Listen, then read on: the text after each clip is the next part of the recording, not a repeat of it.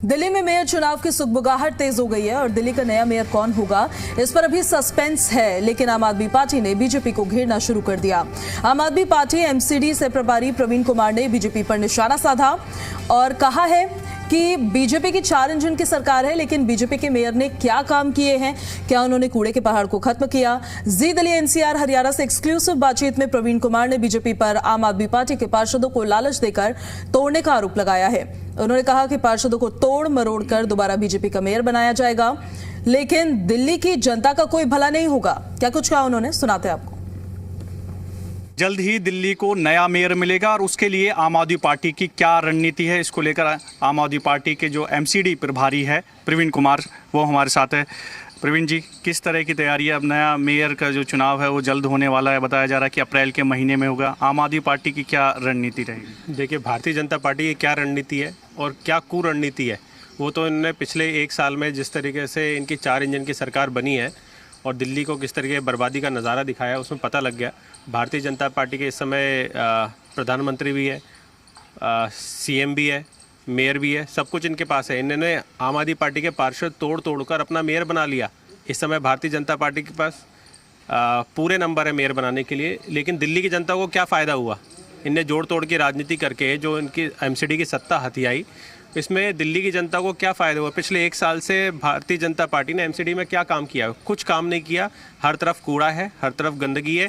ये जो landfill sites है, इसकी डेडलाइन जो है वो शिफ्ट करते रहते हैं। कभी बोलते हैं मार्च में ख़त्म हो जाएगा, कभी बोलते हैं दिसंबर में ख़त्म हो जाएगा, कभी तो अप्रैल में ख़त्म हो जाएगा, अब कह रहे हैं 2028 में हो जाएगा।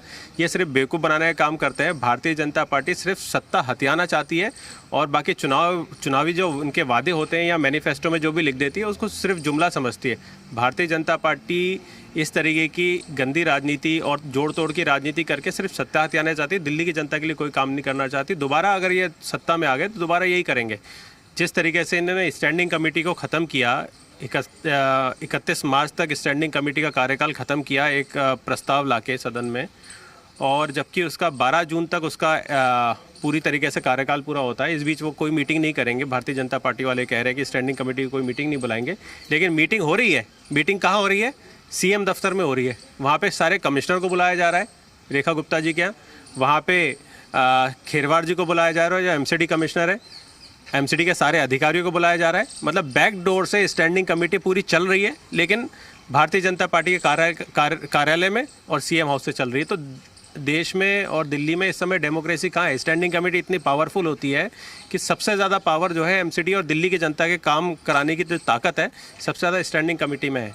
लेकिन भारतीय जनता पार्टी ने पूरी तरीके से उसको लचर कर दिया है, पूरी तरीके से उसको निस्तो नाबूद कर दिया है। लेकिन बीजेपी की तरफ से लगातार कहा जा रहा है, जो मेयर हैं या स्टैंडिंग कमेटी के अध्यक्ष हैं, वो कह रही है कि जो विकास कार्य हैं उनमें बहुत तेज़ी आई है जब से ट्रिपल इंजन की जो सरकार है दिल्ली में बनी है। अभी जो अनाधिकृत कॉलोनी है उनको भी जो है रेगुलाइजेशन का काम शुरू कर दिया है। अभी देखो, आप ही की कैमरा लेके अभी हम यहाँ से जो है 1 किलोमीटर पे चलते हैं। कितना कूड़ा, कितनी गंदगी। यहाँ से आप लुटियन जोन से निकल जाइए। आजकल तो एनडीएमसी भी खुद नाम आ रहा है कि वहाँ पे भी खूब गंदगी है।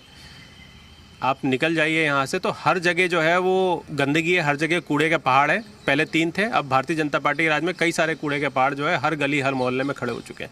ये उनने किया 1 साल में। वीडियो जर्नलिस्ट मोहित के साथ दिविश कुमार, जी मीडिया, दिल्ली।